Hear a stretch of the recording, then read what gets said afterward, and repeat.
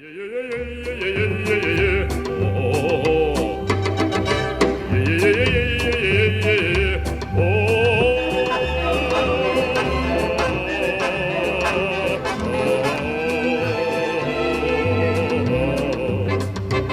guess you have watched some of the videos about filament connectors, the reviews and alternative solutions. I wanted to make something like this myself. If we look at the most successful one, the Sunlo filament connector is basically a plastic box with a heater, a thermistor and a display. And this sounds kind of familiar. I have a lot of old parts like this E3D V6 clones and originals with heat blocks, heater cartridges and thermistors. And the basic idea is to use one of these and replace the nozzle with this part in orange. I'll just have to make that in aluminum. It will be attached to the heat block with a bolt, and it should be adjustable so it will sit flush with different types of heat blocks. I'm going to keep the heat break and use that as a mounting bracket. I then designed this strange gadget in CAD. It's got some channels for aligning the filament. It's got a guard so you don't burn your fingers on the metal parts.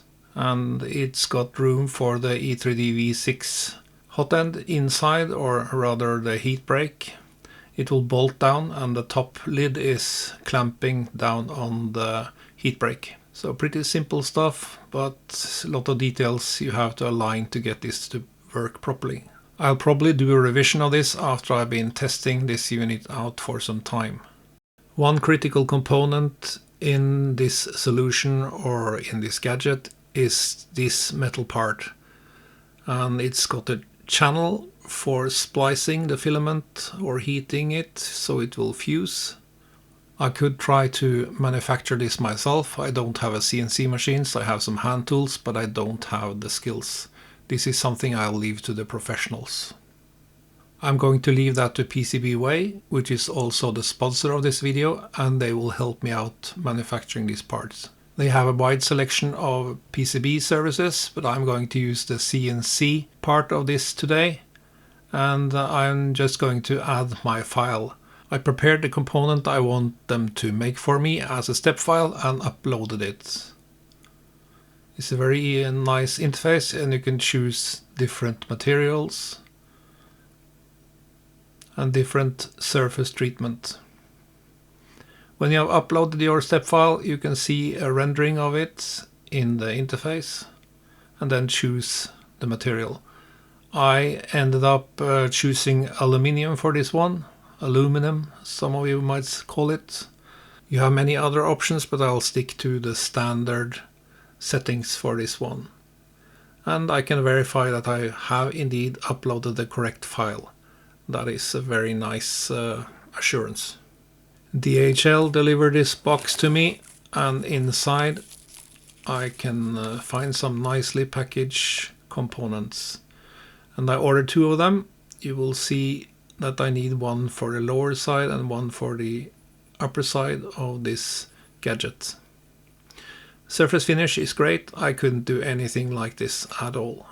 And this is the way they are supposed to match together. This is what the unit looks like when I have assembled it. The E3D V6 installation is pretty much like you did in the old days on your 3D printer. You have to align this top part. It should sit flush with the lower part, not like it is in this footage. Should be a bit lower, and I did that later on. I even kept the old type of heat break fan on this. Probably not needed, but I did that anyway. One very important part of this is that I'm using a silicone tube. This silicone tube is something you can use several times, so if you're not happy with your splice, you can move it and then do the splice again. And this is the type of silicone I bought from Amazon. Shout out to the channel Layer Lab for suggesting silicone tubes for filament splicing.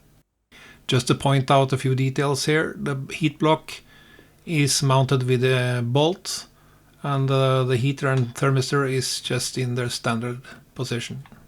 I made that top a white guard just to prevent you from touching the metal, and it will also make it easier to lift the filament from both sides. We have to control this thing, and I'm turning to Clipper, going into the printer CFG, and I'll add a section for this splicer heater.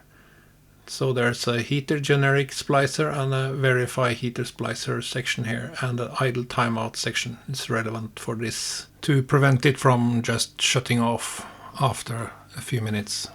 I have done PID tuning on this, so that's why you have these PID values already. And the timeout is set to 1 hour. That's all you have to do, and when you've done that, you have a splicer setting in the web interface like this.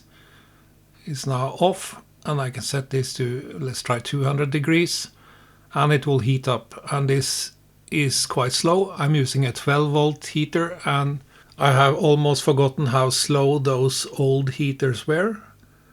And this one will take ages to reach 200, or at least minutes to reach 200. And I'm reaching 200, and as you can see, the PID tuning is preventing a large overshoot of the target temperature. The way you use this is maybe sort of obvious, but you slide the silicone tube on to the middle of the splice, enter the filament into the two guides, lower that onto the melting zone, make sure that they are properly seated, and then lower the upper portion of this arm. I've done this a lot of times to try out different temperatures, how long it should be melting, and so on.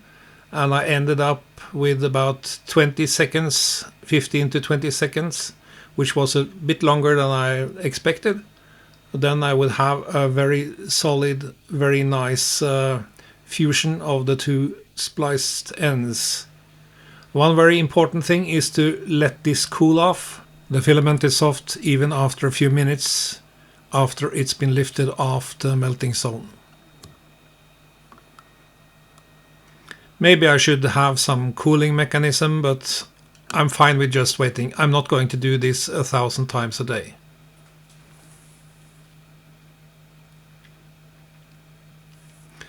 Taking this out after a long wait, almost 2 minutes, 3 minutes. I could have waited even a bit more. The filament is still a little bit soft here, but it's still good enough, and I can pull off the silicone tubing.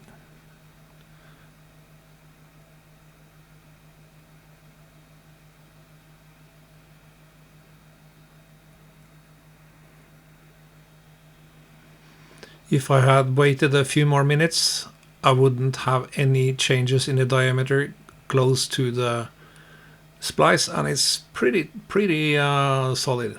I've been doing all my testing with spools and not just small pieces of filament. That's more realistic compared to how you're going to do this.